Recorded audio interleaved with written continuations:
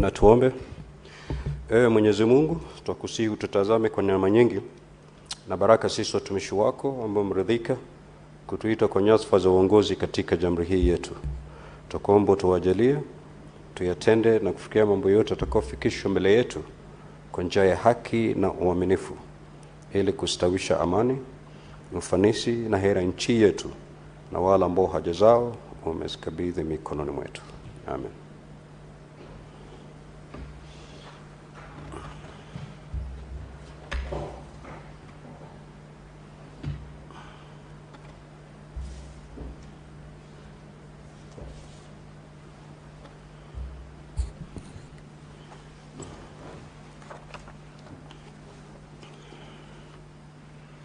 Cloud, we have quorum. Sergeant at Arms, can you ring the quorum bell for 10 minutes?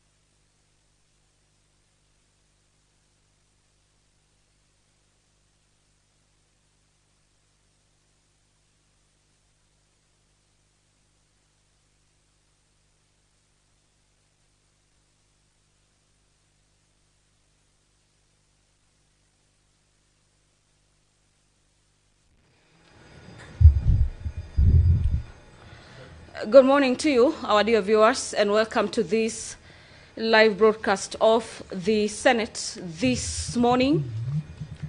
It is a live broadcast coming to you from the Senate chambers.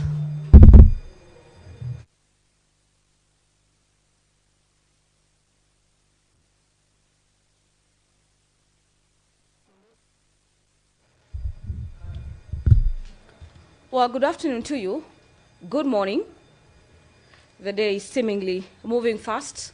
It is already 9:12 in the AM this morning.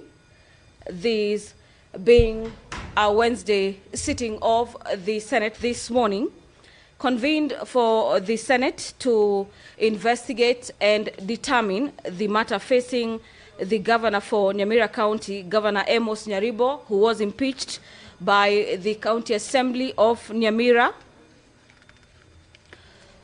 This sitting has been gazetted by the Senate Speaker for the House to convene and consider the matter before it, the matter before the Senate for the better part of today morning, in the afternoon, and for the better part of Thursday up to the close of business will be the consideration of the charges on the proposed removal from office by impeachment of Honorable Amos Nyaribo, the governor for Nyamira County, where the senators are set to hear and a vote on this matter. The vote here will have the Senate listen and consider evidence from the County Assembly, in this case being the accusers who are accusing the governor of Nyamira County of a number of charges. Among them is the gross violation of the Constitution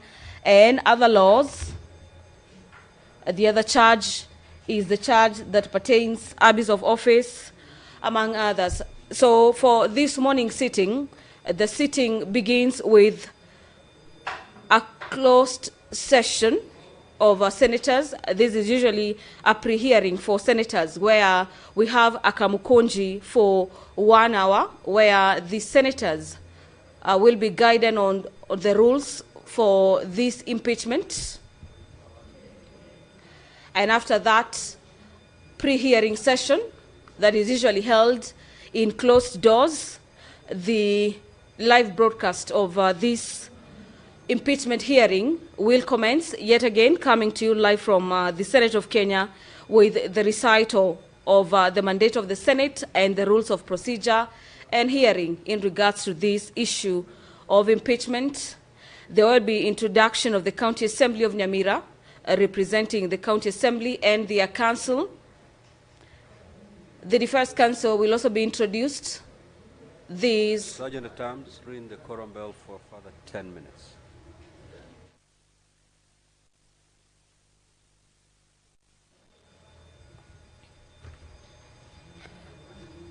Well, the Speaker of the Senate, Honorable Amos Kingi, currently presiding over the business of the Senate this morning, whose major business is the consideration of the impeachment of Nyamira County boss, Honorable Amos Nyaribo, has added an extra 10 minutes. This is a 10 minutes leeway for senators to make their way into the chamber this morning, to allow for the proper curation of the House for the commencement of business before it.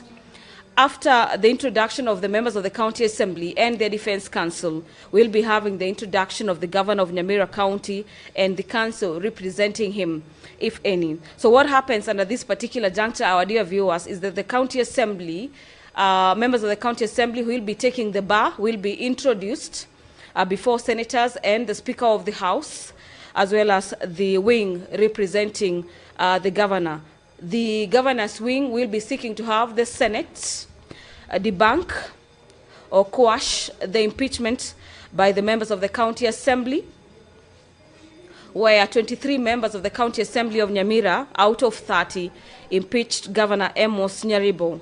And the wing, being the wing of the members of the County Assembly, will be seeking to convince senators for the better part of today that indeed their case their case is watertight and that the Senate ought to uphold the impeachment of the governor of Nyamira County. Our dear viewers, remember Nyamira County has been in the limelight following cases of two divergent county assembly sessions where a particular branch of the county assembly is said to hold sittings in the county assembly's chambers in Nyamira County, where the other wing holds its proceedings outside the county assembly of Nyamira. So this is a matter that senators have been considering for the better part of this year, actually, with various committees being devolution and intergovernmental relations, as well as the Senate County Public Accounts Committee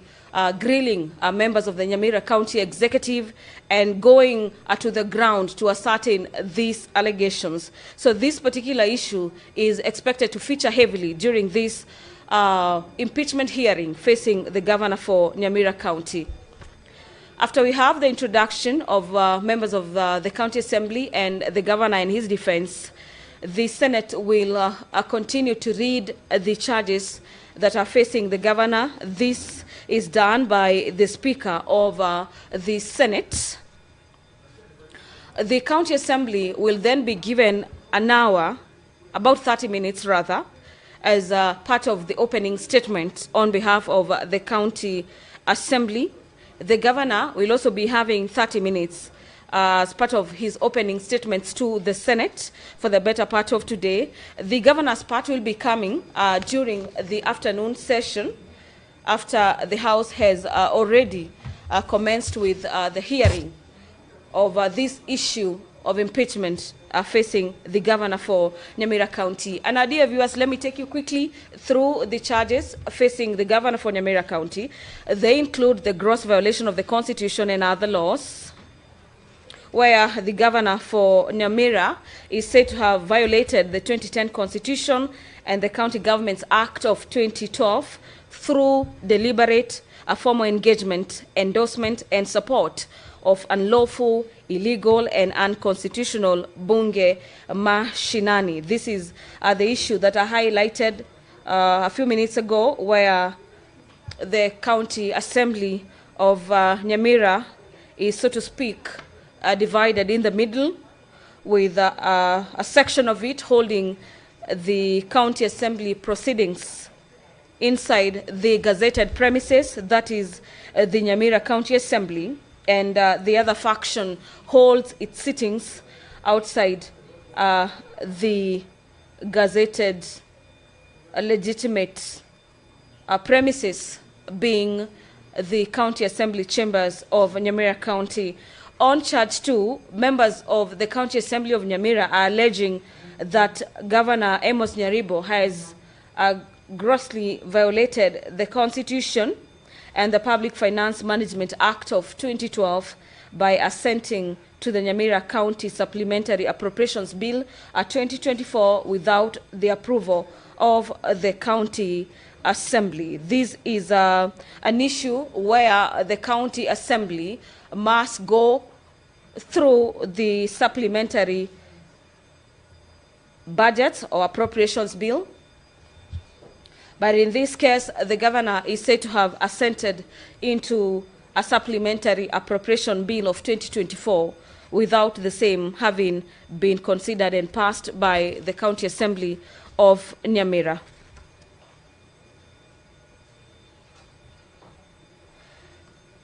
The governor is also being accused of failing to appoint the chairperson, secretary, and members to the Nyamira County Public Service Board. The quorum has been achieved. Allow me to hand you over. Enjoy your viewing. Clerk, you may proceed to call the first order.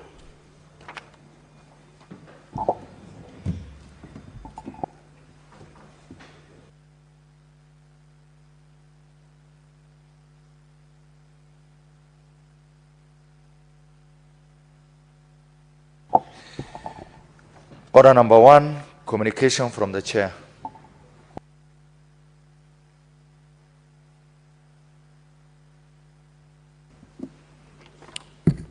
Senator Sotsi and company, kindly take your seats.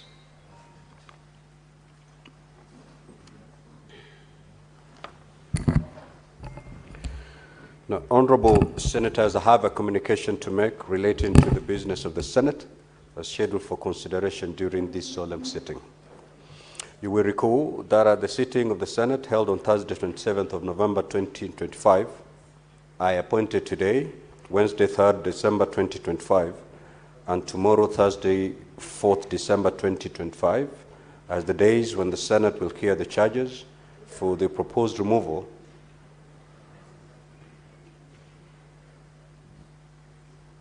from office by impeachment of Honorable Amos Nyaribo, Governor of Nyamira County.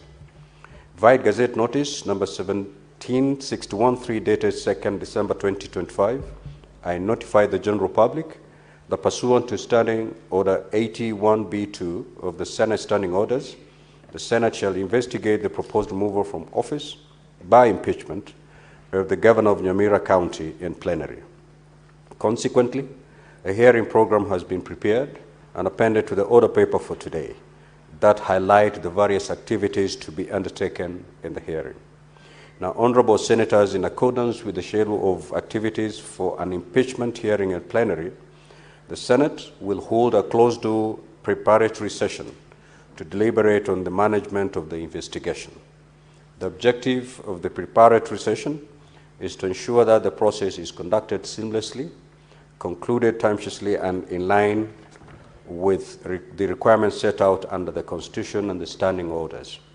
Honorable senators, during the pre-hearing, the parties, if they are present, all members of the public and media will be expected to withdraw from the chamber, and galleries and any form of broadcasting from the chamber shall cease.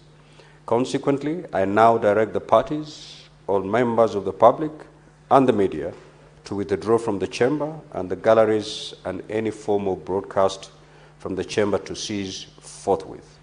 In accordance with the hearing program for an impeachment hearing in plenary, the open session will commence at 10 a.m. I thank you.